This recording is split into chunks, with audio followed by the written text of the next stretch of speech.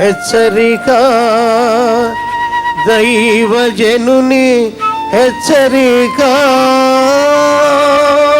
దేవుని ప్రణాళికలో ఉన్న వారిని దేవుడు అలా సిద్ధపరుస్తాడు. దానికి ఉదాహరణ దావీదు జీవితమే.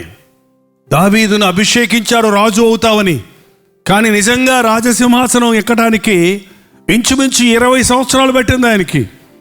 20 సంవత్సరాలు పోరాడవలసి వచ్చింది. తన జీవితంలో అనేక రకాలైన బాధలను అనుభవించాడు, అనేక రకాలైన పోరాటాలను అనుభవించాడు. అన్నదమ్ముల ద్వారా ద్వేషించబడ్డాడు, మామ ద్వారా ద్వేషించబడ్డాడు, కట్టుకున్న భార్య ద్వారా అవమానపరచబడ్డాడు, కన్న బిడ్డల ద్వారా పోరాటాలు ఎదుర్కొన్నాడు, సిగ్గును అవమానాన్ని పొందాడు. తన జీవితంలో యథార్థవంతుడుగా ఉన్నాడు, ఒక్క ఉరియా భార్య విషయం తప్ప అని రాయబడింది బైబిల్లో. తన జీవితంలో మాయని మచ్చగా మిగిలిపోయింది. ఉరియా భార్య విషయంలో తప్ప మిగిలిన విషయాలన్నిటిలో కొత్త నిబంధనలో రాయబడింది, దావీదు నా హృదయానుసారమైన మనుష్యుడు. దావీదు వ్యక్తిగత విషయంలో తప్పాడు, కానీ దేవుని విషయాల్లో ఎప్పుడు కూడా తప్పలేదు. దేవుని మాటకు జవదాటలేదు, దేవుని కార్యాలను నెరవేర్చాడు. తనకు అప్పచెప్పిన రాజ్యం విషయంలో, యుద్ధముల విషయంలో దేవుని చిత్తాన్ని ఎరిగి ముందుకు సాగాడు. దావీదు ఒక నేర్పరి అయిన వాడిగా ఉన్నాడు. మంచి యుద్ధ నేర్పరి, మాట నేర్పరి, మంచి సితారా వాయించేవాడు. అనేక రకాలైన తలాంతులు అతనిలో ఉన్నాయి, కానీ అవి దేవుని చేతిలో పెట్టినప్పుడు అవి బహుగా వాడబడ్డాయి. మన జీవితాల్లో కూడా దేవుడు అనేకమైన వరాలు ఇచ్చాడు. ఇక్కడ కూర్చున్న మీరు ఎప్పుడైనా దేవుడు నాకేదైనా వరం ఇచ్చాడా అని ఆలోచించారా? దేవుడు చేసిన కార్యాల గురించి అడగటంలా, దేవుడు నీలో ఉంచిన తలాంతు, వరము, ఒక ప్రత్యేకత. ఎలా తెలుసుకోవాలి నాలో ఏదైనా ప్రత్యేకత ఉందని? నీవు ఏది ఎక్కువగా ఇష్టపడి చేస్తుంటావో, ఏ పని చేస్తావో ఆ పనిలో దేవుడు నీకు ఒక వరం ఇచ్చుంటాడు. ఏంటండి? మాట్లాడటం ఒక వరం, పాటలు పాడటం ఒక వరం, వంట చేయటం ఒక వరం, వండిన దాన్ని వడ్డించటం. ఇంకో కొంతమందికి వంట చేయటం వచ్చు, వడ్డించటం రాదు. మొత్తం గిన్నెలు తెచ్చి మీద మీద పెట్టేస్తారు. కొంతమందికి వడ్డిస్తారు బాగా, కానీ వంట చేయటం రాదు, ఎవరో వడ్డించిన దాన్ని పెడతారు. దేవుడు ఇలాగా వివిధమైన తలాంతులు విధులకు ఇచ్చారు. అందరం కలిసి దేవుని నామాన్ని మహిమపరచాలని, ఒక పెయింటింగ్ చేయటం కానీ, ఒక రాయటం కానీ, ఒక పలకరించటం కానీ, ఒక ప్రత్యేకత నీలో ఉంది. ప్రేమ చూపించటం, ఉపకారం చేయటం, సహాయం చేయటం, భాషలు మాట్లాడటం, ఇలా రకరకాల వరాలు ఇచ్చాడు దేవుడు. నాకేది ఇవ్వలేదు అనేవారు ఉండరు. నువ్వు దాన్ని గుర్తించలేదు. ఒకడికి 5 ఇచ్చాడు, ఒకడికి 2 ఇచ్చాడు, ఒకడికి 1 ఇచ్చాడు. 5 చేశాడు, 2 చేశాడు, 1 చేశాడా?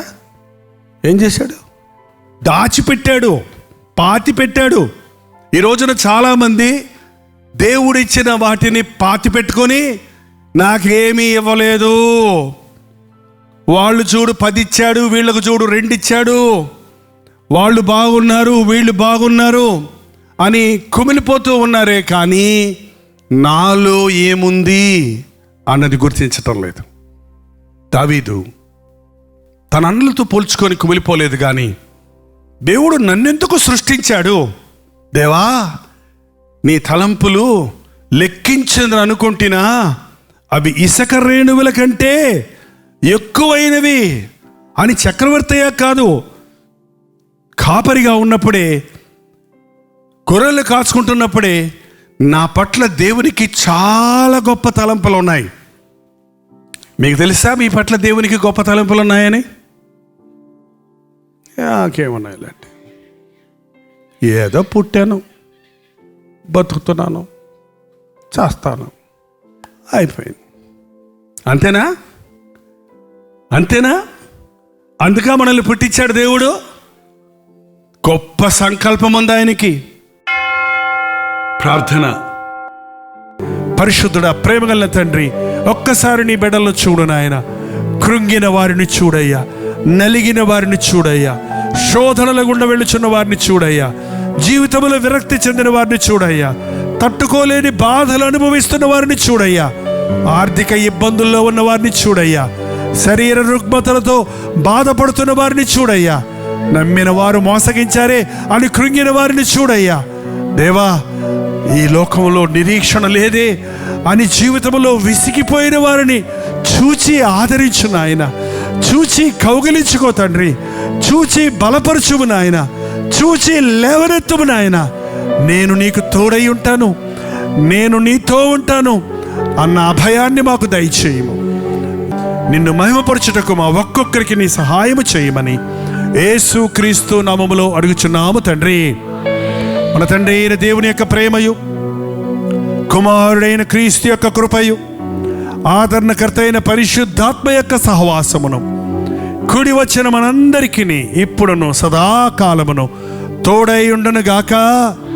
ఆమేన్, ఆమేన్, ఆమేన్.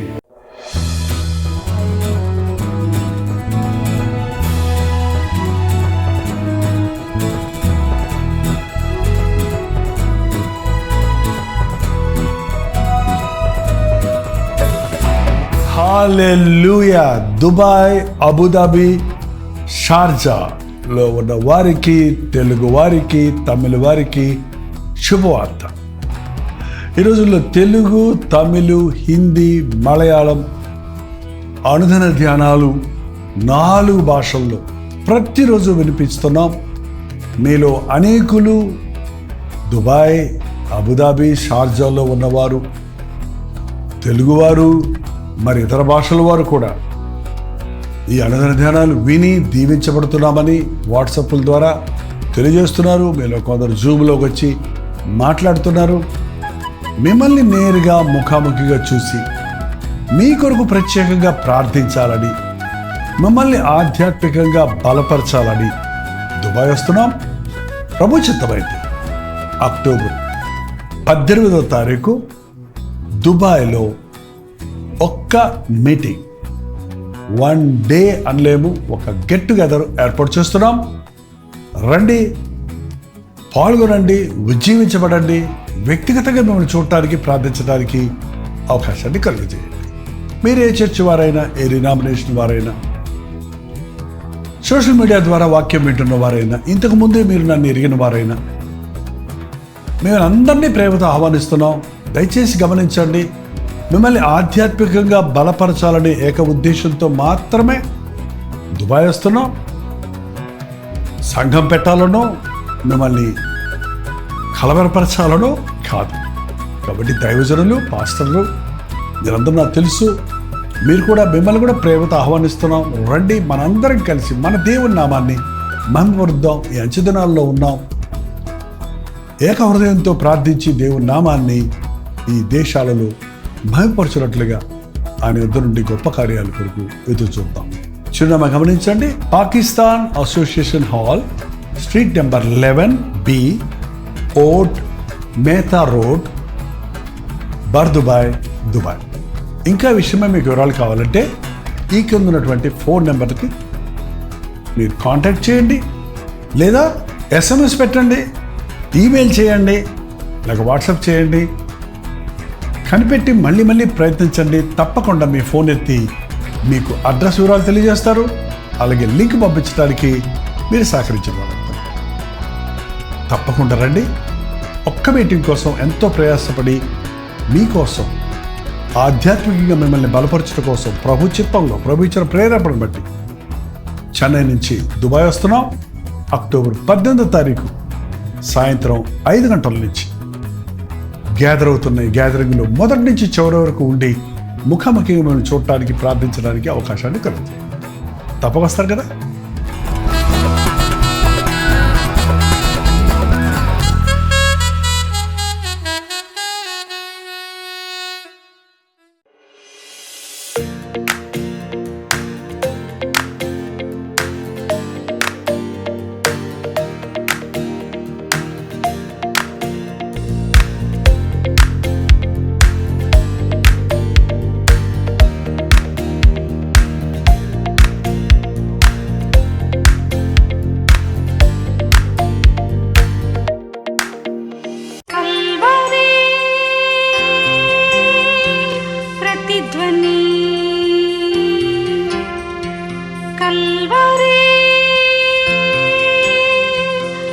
ప్రతిధ్వని